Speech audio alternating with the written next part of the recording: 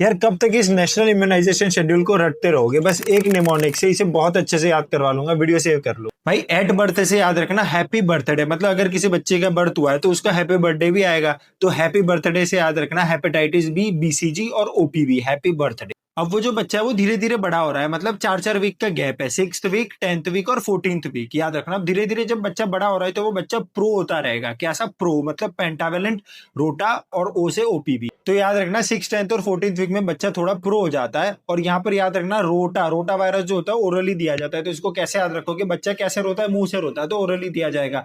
OPV क्या होता है? अपना ओरल पोलियो वैक्सीन, तो ये भी मुंह से दिया जाएगा। और पेंटावेलेंट अपना इंट्रामस्कुलरली दिया जाता है, याद रखना। नेक्स्ट भाई, ये जो 6th वीक और 14th वीक है उसमें आईपीवी का फर्स्ट डोज और पीसीवी का फर्स्ट डोज दिया जाता है। और 14th वीक में आईपीवी का सेकंड और पीसीवी का सेकंड दिया जाता है।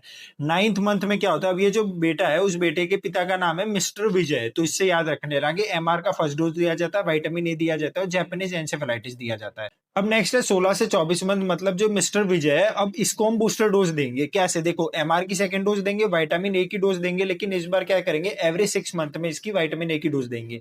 नेक्स्ट जापानीज एंसेफेलाइटिस और डीपीटी और ओपीवी का बूस्टर देंगे। डीओ बूस्टर का मतलब है डीपीटी और ओपीवी का बूस्टर। अगला है 5 से 6 साल में अपन डीपीटी का बूस्टर देंगे, 10 साल में टीडी देंगे और 16 साल में टीडी देंगे।